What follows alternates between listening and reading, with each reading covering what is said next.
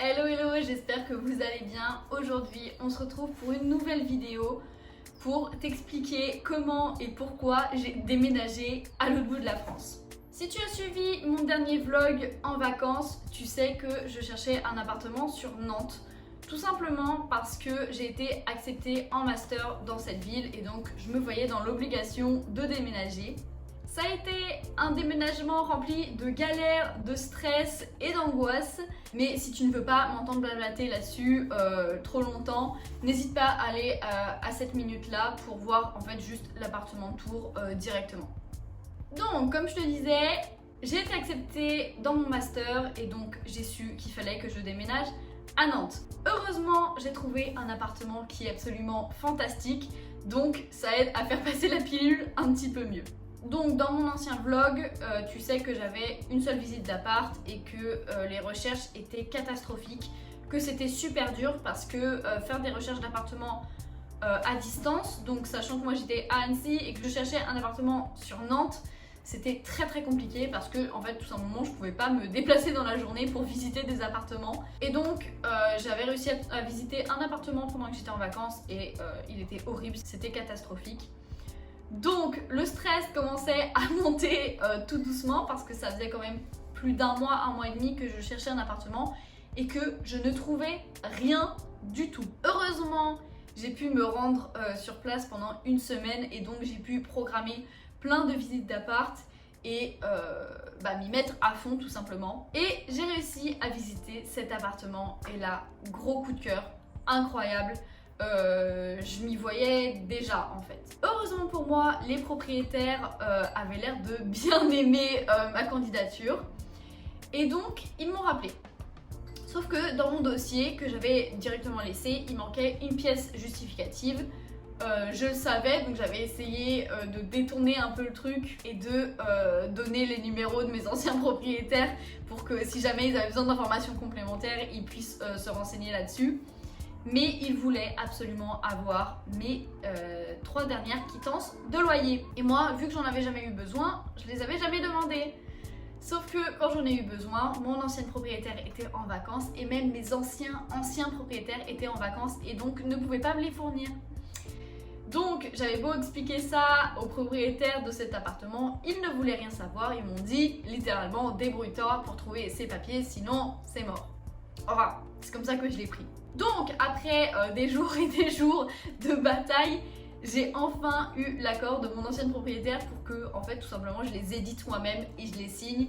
Elle a donné son accord, donc c'est pas des faux papiers, même si clairement ça n'a aucune valeur à mes yeux. Et donc les propriétaires de cet appartement ont dit ok c'est bon, on te prend, c'est parti. Donc là j'étais vraiment hystérique, j'étais trop contente et surtout hyper soulagée. Ensuite, tout va très bien, on fixe une date pour l'état des lieux d'entrée et donc je commence à organiser mon déménagement parce que déménager de Annecy à Nantes, ça ne se fait pas en 2 jours, clairement, parce qu'il fallait que je prépare mes affaires, que je trie les affaires de mon ancien déménagement que j'avais toujours pas trié, que je charge tout dans ma voiture et voilà, et que je prépare ce déménagement tout simplement. Donc j'ai pris contact avec l'ancienne locataire de cet appartement pour voir quand est-ce qu'elle faisait son état des lieux de sortie pour que moi je puisse venir dans la foulée poser mes valises. Et là, s'en est suivi une galère pas possible parce que le propriétaire me donnait des informations, l'ancienne locataire me donnait d'autres informations et elle avait pas l'air pressée. Et puis de l'autre côté, il y avait le propriétaire qui pareil avait l'air tout aussi perdu. Et la veille du déménagement, le propriétaire m'appelle pour me dire oui, donc j'aimerais bien fixer avec vous une date pour l'état des lieux d'entrée. Est-ce que le 1er septembre, ça vous convient? alors que moi, j'étais censée partir le lendemain matin, clairement. Donc là, je me suis dit, oh mon Dieu, quelle angoisse! Au final, on a réussi à s'arranger parce que je m'étais arrangée avec l'ancienne locataire. Et donc, au final, alléluia, ça a pu se faire. Et j'ai pu arriver ici et poser mes valises directement, heureusement. Donc voilà, après toutes ces galères et tout ce stress, j'ai enfin pu m'approprier cet appartement, poser mes affaires, le décorer comme je voulais, l'agencer comme je voulais. Et donc je vais te présenter ça tout de suite. Alors, nous y voilà. Quand on rentre dans l'entrée, on tombe directement sur mon dressing. Donc normalement, il y avait une grande tringle à rideaux avec des grands rideaux blancs. Mais je les trouvais pas très beaux. Du coup, j'ai trouvé ça plus pratique de les enlever. Donc les compteurs d'électricité et l'interphone. Et donc, voilà à quoi ça ressemble. Donc, ici, on tombe sur le grand buffet avec toute ma vaisselle et les pâtes, le riz, etc. ici, et mes casseroles. Normalement, c'est une table de salle à manger, mais moi, j'en ai fait une table range-tout et bureau. Donc, j'ai le reste de ma cuisine, entre guillemets, ici, où je mets mon robot et mes épices et condiments. Donc voilà, on tombe directement sur mon bureau, donc qui est assez petit, mais honnêtement, je m'en sors bien et j'arrive à m'organiser pour avoir la place de tout mettre. Et on tombe directement sur le salon. Voilà, donc, enfin, salon. J'ai organisé ça comme un salon avec mon petit meuble télé, ma télé, le canapé et les tables. Et la cage de petite pitchounette. Donc voilà, oui, dans mon ancienne vidéo, les deux cages étaient collées, mais elles s'entendent beaucoup mieux et l'ambiance est beaucoup mieux à la maison quand elles sont séparées. Du coup, en attendant, j'ai mis la cage ici et j'avais peur que ça me gêne un petit peu, mais clairement, tout va bien. Et ici, on tombe sur la minuscule cuisine qui est vraiment, c'est un petit peu le point faible de cet appartement, c'est que la cuisine est ridiculement petite.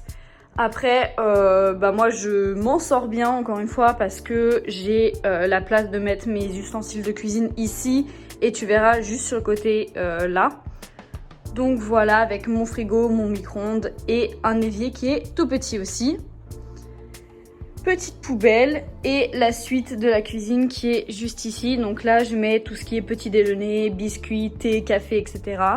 Avec ma bouilloire, ma cafetière, le micro-ondes, le grille-pain et l'extracteur de jus. Et ici, on a en fait mon chauffe-eau. Et c'est très pratique parce qu'au moins, on le voit pas. Et donc, on est ici sur ce que j'appelle le coin chambre en fait parce que... j'ai trouvé ça beaucoup mieux de séparer les deux espaces, donc le salon et la chambre. Parce qu'avant, le lit était ici et je trouvais que ça rendait pas hyper bien. J'aime bien avoir un espace avec mon lit et rien que mon lit. Donc voilà. Et nous avons l'espace de pitchounette numéro 2 qui est clairement privilégié avec sa grande cage, mais c'était comme ça qu'elles étaient habituées, donc ça pose pas de problème. Donc voilà, et ensuite on arrive dans la salle de bain, donc avec ma grande douche qui est top. Je vais rajouter une machine à laver juste ici parce qu'il y a tous les branchements pour le faire, mais j'ai pas encore le budget pour m'acheter une machine à laver. Un grand meuble, voilà, et voilà. J'ai encore des rangements par ici, donc ça c'est vraiment un truc qui est au top dans cet appartement, c'est qu'il y a vraiment beaucoup de rangements et donc je peux ranger toutes mes petites affaires enfin. Et donc partie très intéressante, les toilettes. Voilà, toilettes séparées, c'est toujours agréable. Et donc voilà. Donc voilà ce que ça donne sous un autre angle. Et donc voilà, maintenant tu en sais un petit peu plus sur les gros changements dans ma vie en ce moment. J'espère que cette vidéo t'a plu. Si c'est le cas, n'hésite pas à liker, commenter et surtout à t'abonner à la chaîne pour suivre toutes mes aventures. Ciao ciao!